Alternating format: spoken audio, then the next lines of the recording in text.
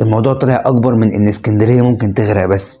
انا كان مالي ومال المواويل الزرقاء دي، ما انا كنت بطلع اهزر والدنيا جميله وزي الفل، لقيت قدامي شويه مواويل وناس بتتكلم على ان اسكندريه هتغرق، والموضوع زاد وغطى ان العالم بتاع تركيا وسوريا، العالم الهولندي ده اللي كان فجاه كده طلع وقال لك هيحصل زلزال مدمر في تركيا وفي سوريا، وبعدها ب3 ايام سبحان الله الراجل طلع عنده توقعات حقيقيه، وفعلا تركيا وسوريا حصل فيهم اكبر زلزال في تاريخهم، وودى ناس كتير قوي تحت الانقاض. طب اللي حصل ده كان ايه؟ وايه تفسيره في ان هو يعرف الزلزال قبل ما يحصل؟ الله اعلم. المشكله بقى انه العالم ده طلع جاب سيرتنا، وانا ما بحبش حد يجيب سيره بلدي. قال لك انه هيحصل زلزال في الشرق الاوسط ومهددين بيه لبنان ومصر. الله يسامحه يعني انه جاب سيره مصر، بس الله اعلم الراجل ده صادق ولا كذاب. ولما قال كده العالم كله اتقلب، كله بدأ يبص ازاي الراجل ده بيتنبأ وبيقول حاجات ممكن تحصل او ممكن ما تحصلش. طب يا ترى الحاجات دي لو حصلت زي ما حصلت قبل كده في تركيا وسوريا ايه اللي ممكن نعمله؟ وهل فعلا مصر معرضة لزلزال قوي ممكن يضربها ولا لا؟ اولا واخيرا الله اعلم وربنا يسترها.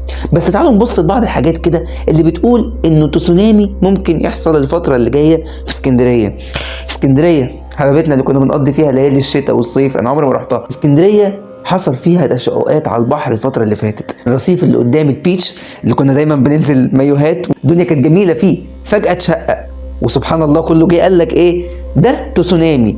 اولا هو تسونامي مش جاي يهزر معانا بس عشان يجي يرسم لنا خط كده على الرصيف، ولا يحاول يعني يقول لنا اهو بصوا انا جيت اهو، لا طبعا اكيد يعني ده تسونامي يا جدعان، ده بيدمر دول.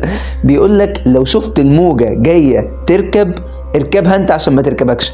معنى ان تسونامي يحصل في اسكندريه او في اي حته من دول العالم بعد ما اتهريت فيديوهات واتهريت قرايه عشان اعرف اطلع لكم المعلومه دي، لازم يحصل زلزال مدمر جدا بقوه 7.5 8 9 ريختر فيما فوق في وسط البحر. يعني لو حصل في الارض عادي زي ما بيحصل كده ملوش لازمه قوي، هيحصل منه تدمير بس مش هيحصل تسونامي اللي الناس بتتكلم عنه. معنى كده انه تسونامي ده عشان يحصل يبقى هو لازم يكون زلزال مدمر جوه البحر.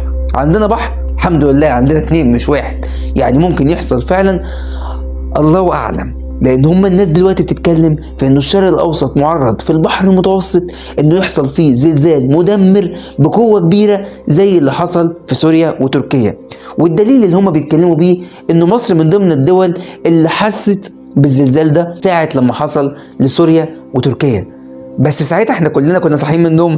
حسن انت حسيت بالزلزال؟ حسن بيقول يعني حسيت ان انا مدروخ شويه كده والدنيا ما كانتش احسن حاجه. لا ساعتها حبيبي مش هيبقى مدروخ خالص، ساعتها الزلزال هيبقى زلزال، هيبقى قوه 9 أو 8 او حاجه بسيطه اقل او اكتر منهم، لكن مش زلزال 3.5 و4 ده بتاع لعب عيال ده يا حبيبي. لكن لو حصل زلزال في عرض البحر زي ما هما بيقولوا ساعتها ممكن يحصل فعلا تسونامي ويضرب كل المنطقة اللي حوالين البحر المتوسط. على بعد قد ايه محدش بيقدر يحددها. افتكروا كده يا حبايبي انه حد يعرف المعلومة دي؟ طلع الدكتور جاد القاضي رئيس المعهد القومي للبحوث والدراسات الفيزيولوجية، عشان انا قالوها قدامي 90 مرة ومش عارف انطقها لحد دلوقتي. الراجل ده طلع وطمنا وقال انه محدش في العالم يقدر يتنبأ بحدوث زلزال. الزلازل والبراكين بتحصل من غير تنبؤات. ممكن يقولوا ان الالواح القشرة الارضية بتبدأ تتحرك من مكانها، وطبعا مع حركة الواح القشرة الارضية بيحصل زلازل زي ما احنا درسنا في ثالثة اعدادي في العلوم. لما يحصل تحرك للقشرة الارضية بيبدأ يحصل حاجة زي الزلازل والبراكين. هل حد بيتنبأ بالحركة دي؟ لا.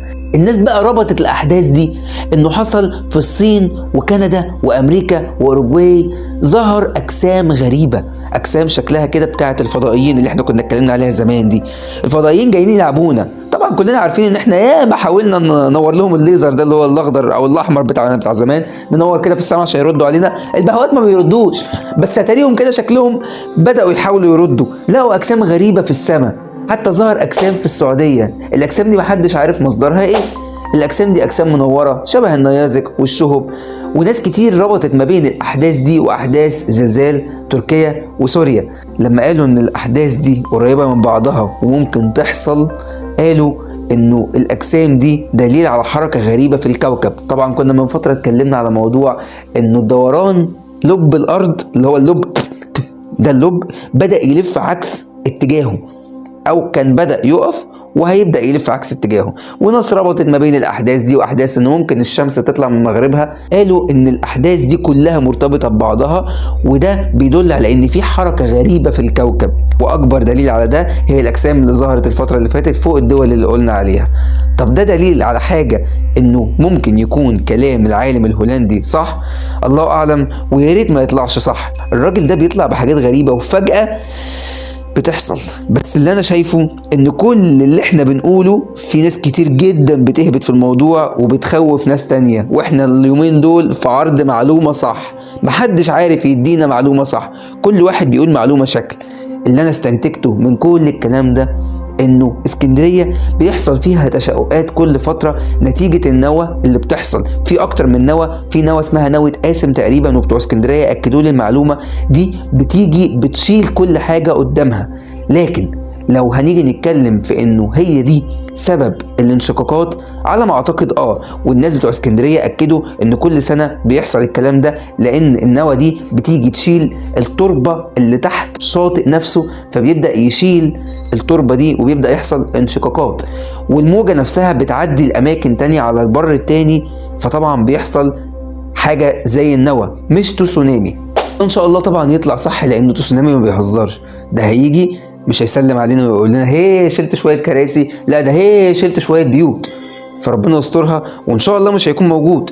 هو انا مش من اسكندريه، بس يعني ممكن تطولنا حاجه ولا حاجه، يعني ربنا يسترها. وانا بصراحه بردان، مش عايز البحر يجي لي دلوقتي خالص.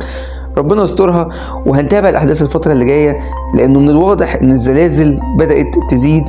وطالما جه اسم مصر في الموضوع، وانا ما بحبش حد يجيب اسم بلدي في الموضوع، يبقى في حاجه غلط. ربنا يسترها. وقولوا لي في الكومنتات لو الفيديوهات اللي فيها سنه علميه، رغم ان انا عمري ما شرحت علمي، حلوه، ممكن نشرح علمي بطريقه يعني تهون علينا شويه. ربنا يسترها.